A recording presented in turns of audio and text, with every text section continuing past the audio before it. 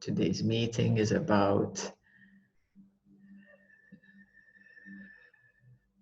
the present moment, the full consciousness,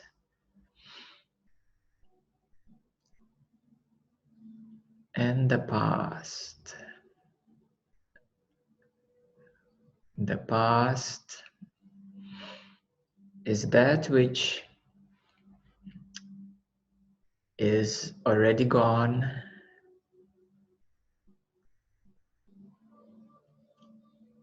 but for many it is kept,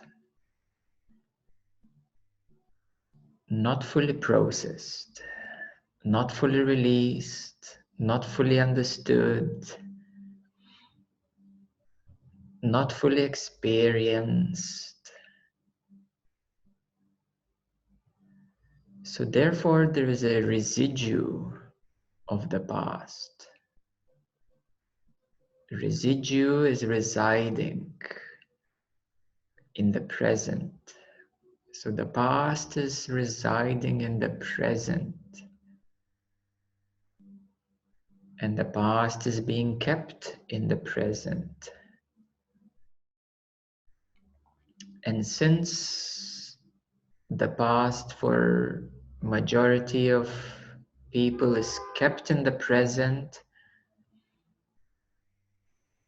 it creates the future similar to the past. So the past continues in the present as the future.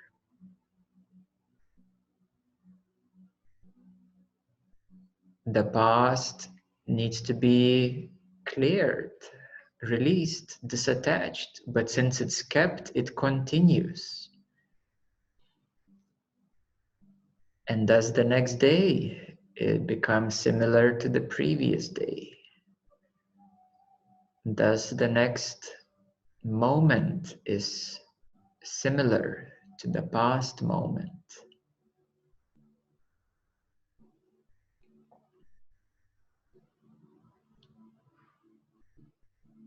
So to truly come back to the now, to the present, is to understand the importance of the past.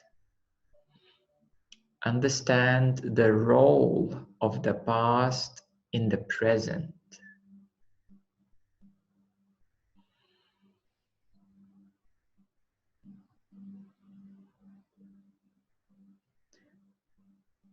The past is unprocessed, what is kept, the residue. It can be mental, in the mind, in the brain, in the nervous system. It can be emotional. The past can be kept in your physical organs. Anger, sadness, other emotions kept in the physical organs, in the body. The past can be covering your energy centers. It creates a veil. It creates unclarity of the present. So the present is like this right now, but something is not so fully clear, not so fully obvious, not so boundless.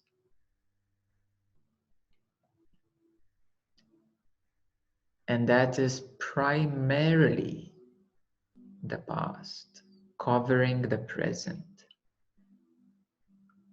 There is a very little future that is being kept in the present. Because the future actually you always create from the present. Even your thoughts about the future are actually your past projections into the future. Your worries about the future is the past anxiety projected to the future. So primarily, it's all about the past.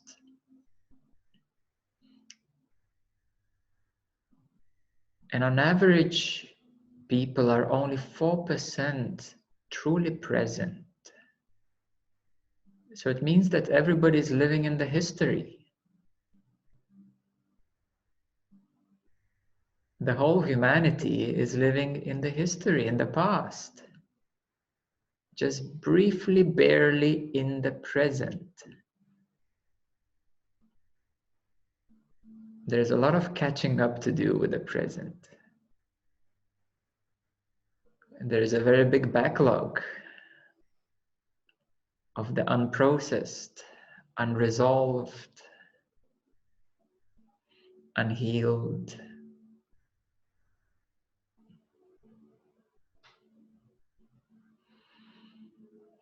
But the good news is that the present is always fresh.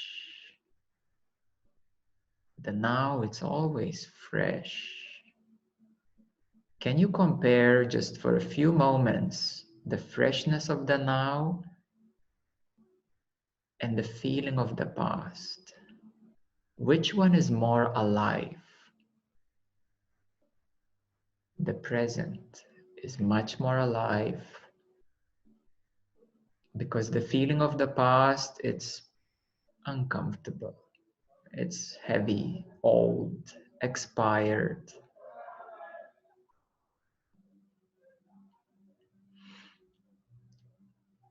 When friends usually meet, what do? They catch up with the past.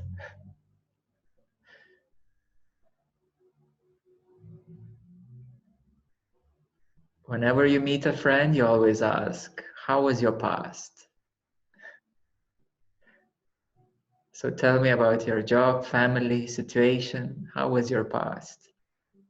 And once you catch up with the past, then you say, so how are you now? And then maybe let's speak about the future.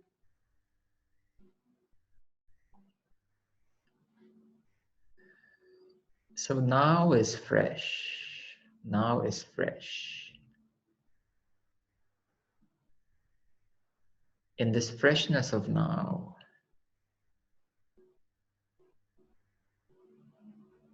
there is aliveness.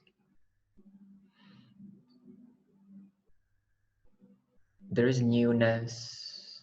There is wonder. There can be excitement. Now is fresh. It's alive. It's new. It's exciting.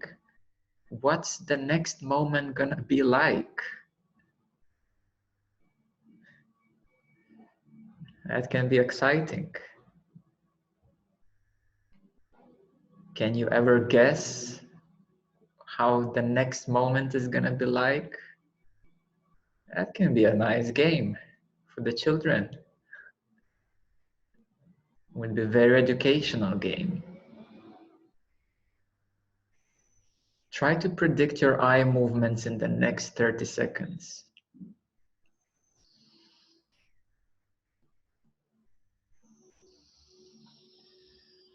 So there's a saying that you can plan 10 years in advance, 100 years in advance, but you can't know what's gonna happen next.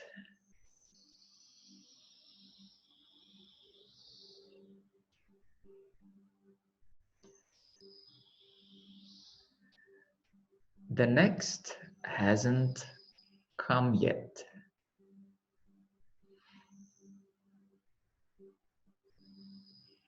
Yes, and the next moment hasn't come yet.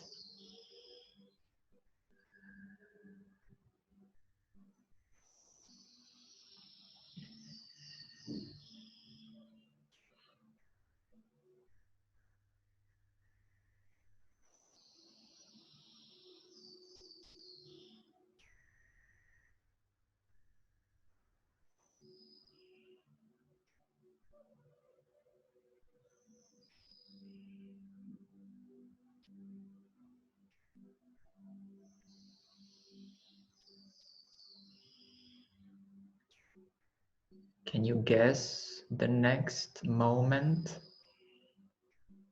You can only do it based on the past, by projecting the past to the next.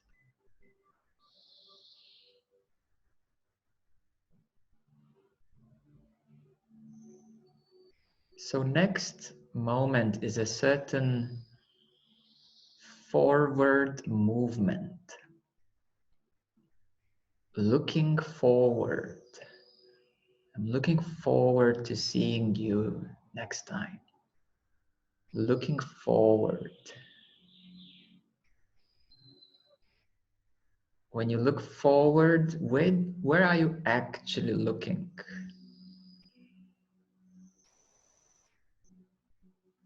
It is your attention and focus that is projecting.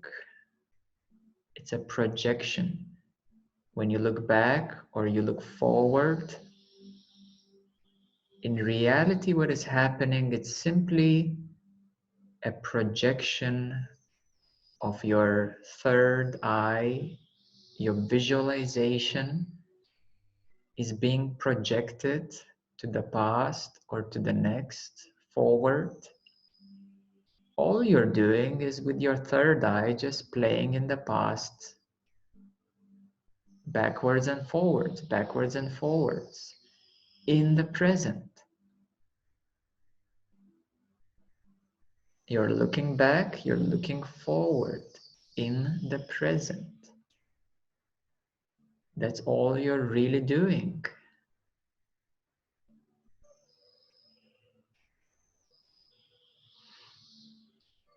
So you take the torch of your focus and you shine forward or you shine backward. The torch, the light house of your focus, of your mind's eye. The eye of the mind is looking forward, looking backward. How come you're not looking present here? Back and forth. But you can realize that in the present, you're looking forward, backward. In the present, you are projecting forward into the future, or you're reminding the past to yourself in the present. Anything that you can ever really do is happening in the present. No matter how much stuck you are in the past, you're still holding all of that cloud in the present. No matter how excited or anxious you are about the future, you're holding that projection in the present.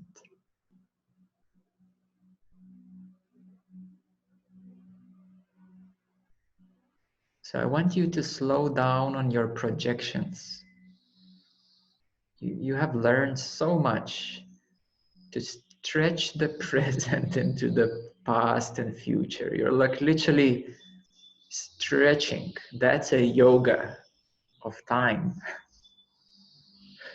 You're doing so many yoga asanas to the present, to the future, to the past, continuously stretching yourself. Some people are heavyweight lifters. The past and future bodybuilders or yoga asana stretchers. You do so much work with the past and future. My God, why don't you rest in the present? Give a little holiday to the past and future. So you have surely mastered your past and future in a sense that you're continuously engaged with it in a present. That's what all people do every single day. Past, future, past, future, past, future, stretching, heavy weight lifting. A big unnecessary job, I would have to say. Very unnecessary job.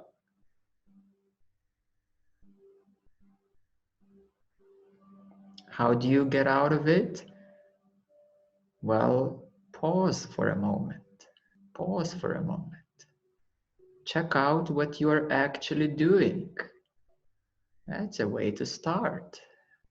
Coming out.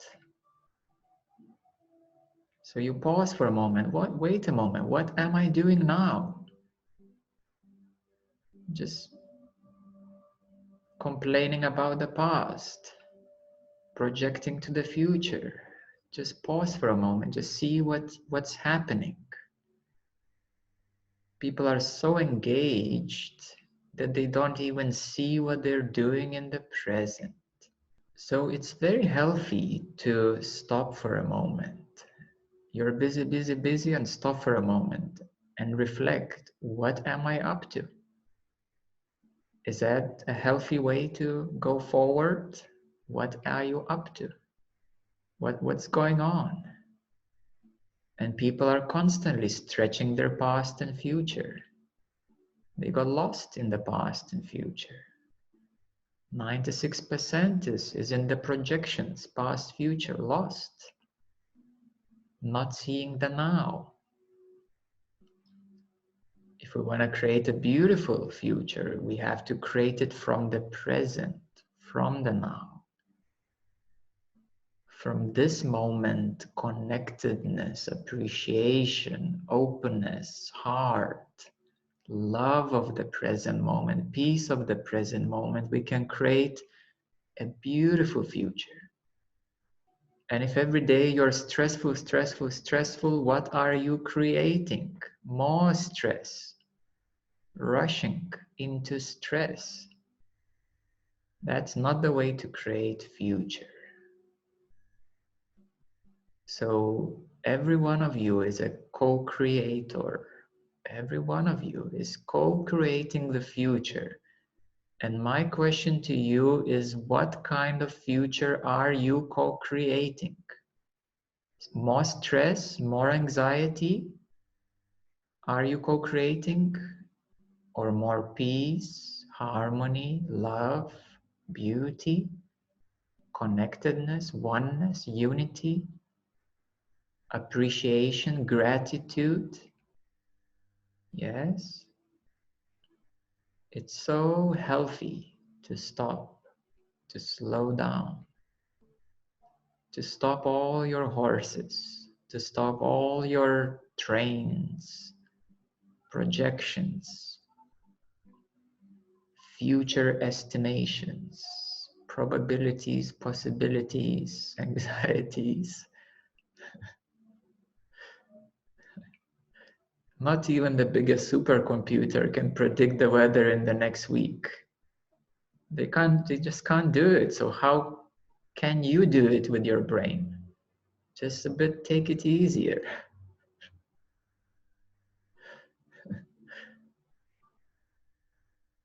Take a bit easier and slow down a bit and trust the present.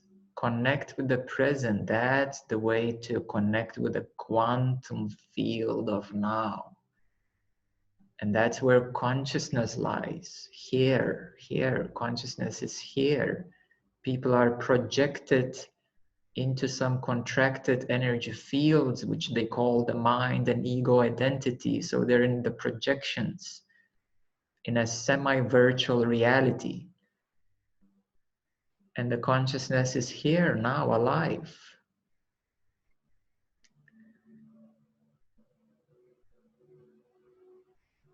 Yeah, so it's very healthy to stop and pause. And when you stop and pause, step out of the river of time. The river of time is a stream. Step out of that river of time. You are so wet. Currently, everyone is so wet. Just step out of this river of time on the shore and just have a look at how things are flowing. Just observe for a bit. Just do a bit of observation to see the river of time, the river of flowing, the river of changes happening in front of your eyes. Just step out of the river for a bit. When you step out of the river, that's called observational consciousness. And that's where inner wisdom arises. You suddenly say, oh, I see it. I see how this time works. I see how I was entangled in the past and so invested in the future that I missed the biggest gift and asset of life of now. So the past and future was not real. You missed the point. The point is now. So you step out of the river and you check it. You just observe for a bit. And thus in observational consciousness, the key is non-attachment, not to get sticky with that flow of thoughts and past and future. So you practice some disattachment, some neutrality, yes, neutrality, neutral observation. You become your inner scientist. You can observe the outside reality, you can observe your inner happenings, your inner thoughts, emotions, sensations. You can observe your five senses, your five sensory perceptions, stepping out of the river of experiences to step out of the river of constant experience engagement. It's very addictive to be engaged constantly with your senses. And then your senses become dull. Then you can't taste the fragrance of the now because you were always, it was covered by the past and future. Your senses were not clear. So when you step out of the river of time, of the river of inner happenings, of your senses, five senses, you can also step out of your other higher senses, your intuition even, and your inner perceptions, your inner visions, and all kinds of stimulants. Some people are addicted to meditation. Some people became a new addiction for some. Some people got addicted by meditation visuals.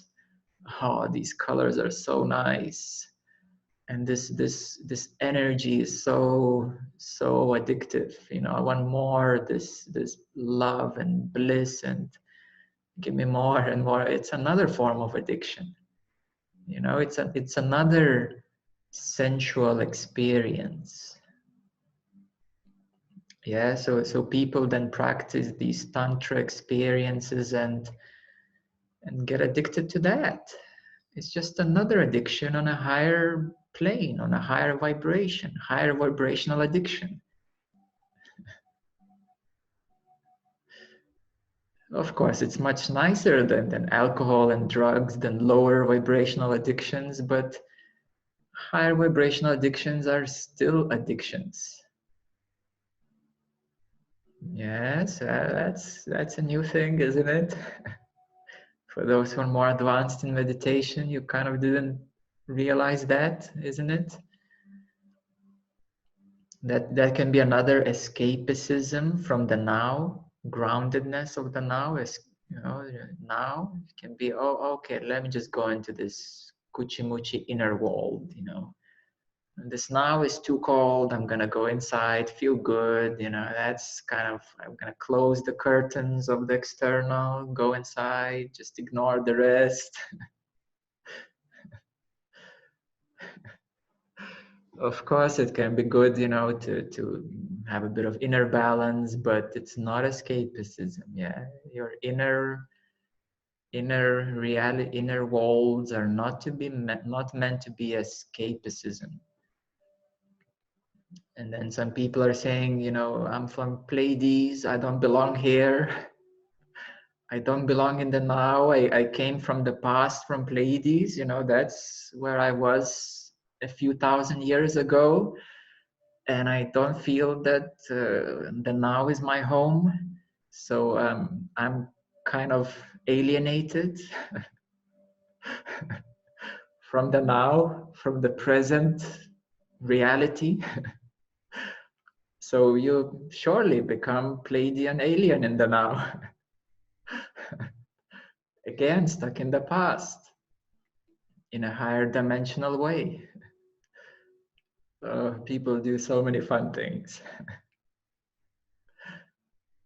Yes, it's another escapism, isn't it? Yeah, so you need to check, how you're escaping, how you are trying to be somewhere else. And it's understandable, of course, it's understandable. I get you. I fully understand all your techniques and methods to avoid and escape the present moment. Because somewhere else is better. I totally get you. But you need to know this, that there's nothing better than the real now, than the real present moment, than the real consciousness. There's nothing ever better than this, than this real consciousness now. There's nothing better than that. Yes, if you would bring me on the table, any proposal of the past or future and so forth, as in another place and so forth, I would never go for it. I would say, no, the present is the best. Where are you trying to take me? And so that's, there, you really need to realize that consciousness now is beyond form, beyond shape, beyond experience, even beyond heavenly experience. Of course, nobody wants to be in difficult experience, but when you're a nice experience, if you're losing the present in the nice experience, you're losing the essence of life. Many people, this is why the nice experiences can be very addictive as well, because they're so hypnotizing, they're so seductive, they're so pleasurable. And that's called the desire and attachment.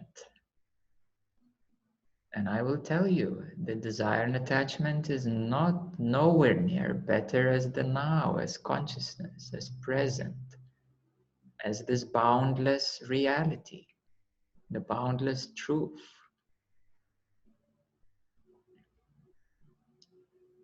And I have seen so many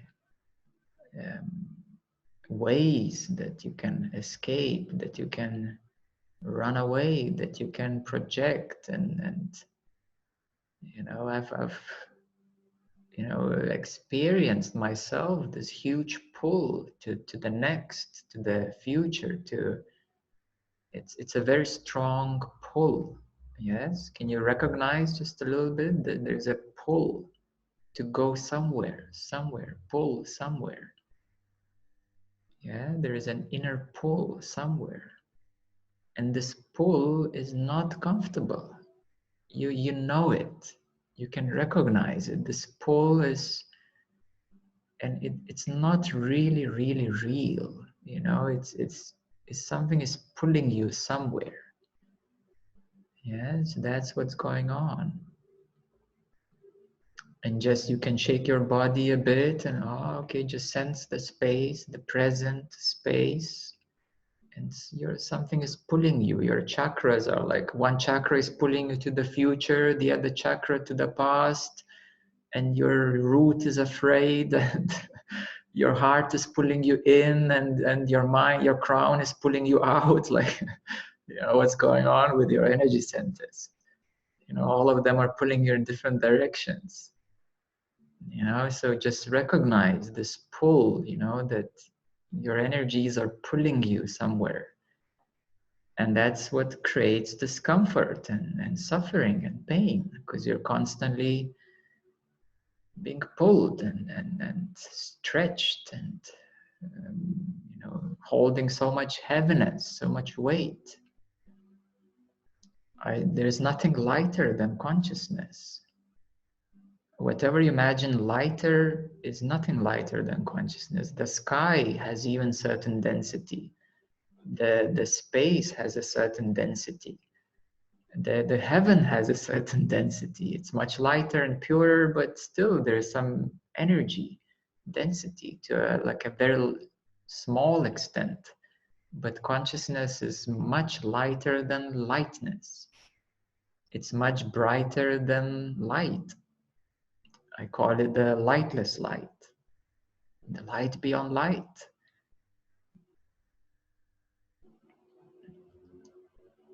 And it's more freeing than a sense of freedom. When you feel free, when you feel free, it's a feeling, yes. Consciousness is more free than freedom, the feeling of freedom. It's lighter than lightness. It's brighter than brightness. All of these are sensory experiences. Yes, sensory experiences. Yes.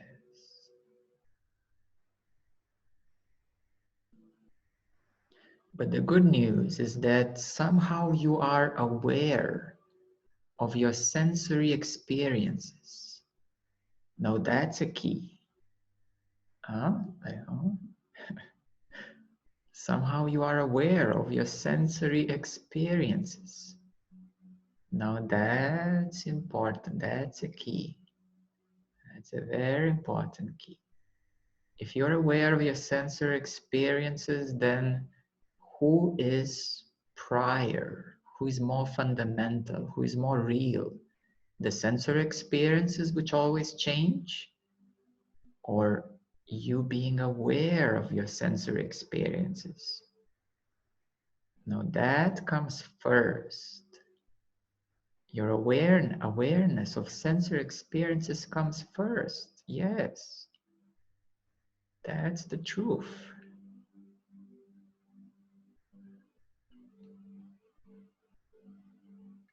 Now you may recognize how sticky are these sensory experiences.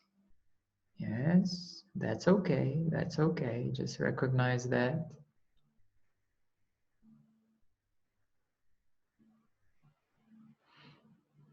Anything you perceive in the present moment, it's a sensory experience. Yes, and you are aware of the sensory experience, of this here. You're aware. Immediately you are aware. Oh, let me think of it. Oh, yeah, you are aware of you thinking of it as well. But it takes no time to be aware. Awareness takes no time. Understanding takes a long time. Understanding is a process, a stream, a river. It takes time. Getting wiser takes time. So consciousness is beyond wisdom as well. It's more immediate than accumulated wisdom. It's more immediate than experience of life. Your experience of life is accumulation. Awareness is immediate, direct, here now. Can anything more be direct, immediate here now than awareness? Hold? No. There is nothing more immediate than awareness, nothing more direct, nothing more cutting through what is being experienced.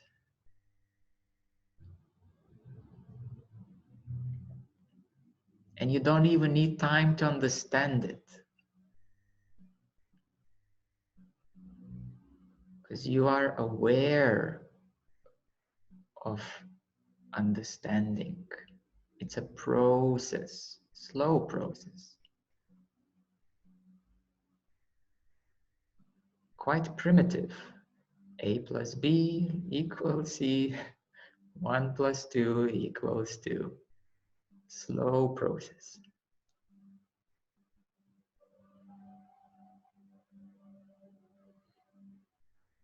So awareness is more direct, immediate than any understanding, any knowledge, any smartness, any wisdom, any intelligence, intellectualism, philosophies. Awareness is more direct, more immediate. And if you stick with that, if you stick with awareness and recognize the essence of awareness, always here, always available, always present, immediate, always, always immediate. So immediate that then quicker than time. Quicker than your experience.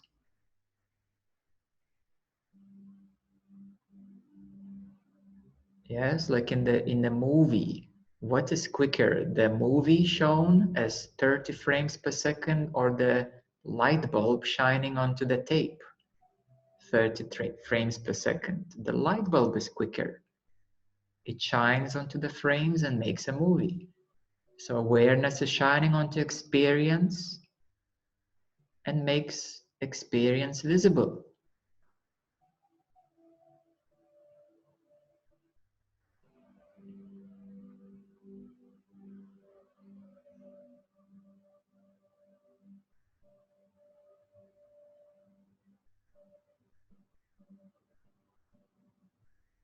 So your awareness enables experience to be visible, to be perceivable, to be interactable, to be lostable.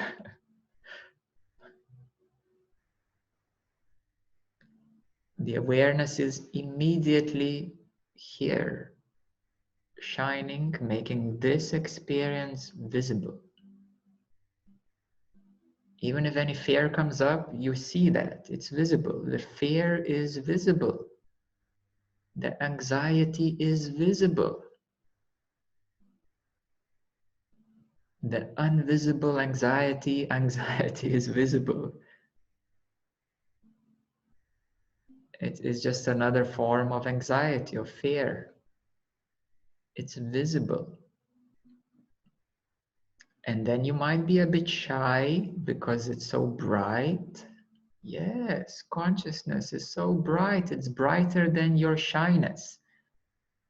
Because your shyness is visible in the awareness of now. If you're shy, it's experience, just another experience, just another feeling. It's visible, seeable.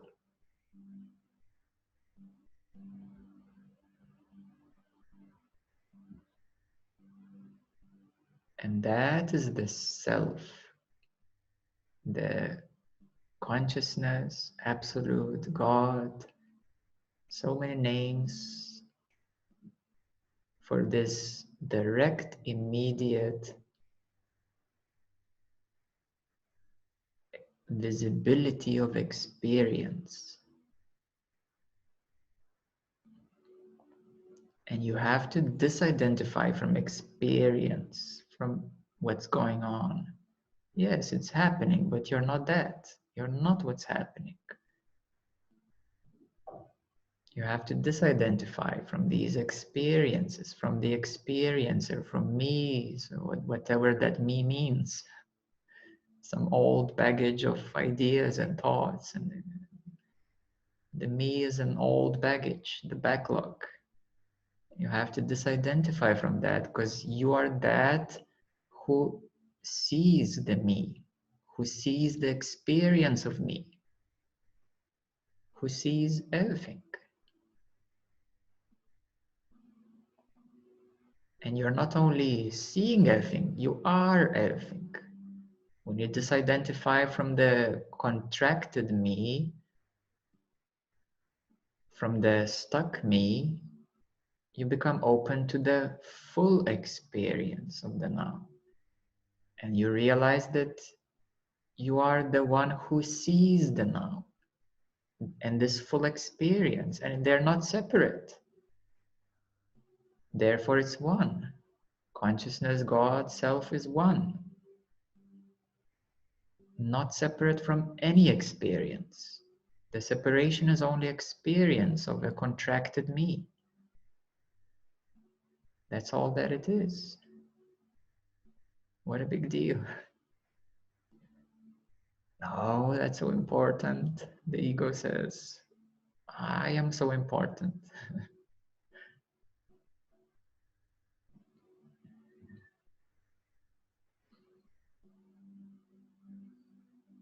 Yes, you're more than me. You're more than experience. You're more than the world. You're more than the universe. You're more than angels and archangels and any appearing gods and goddesses and whatever is in another dimension. You're more than that because you're aware of whatever is in awareness. And that is the self.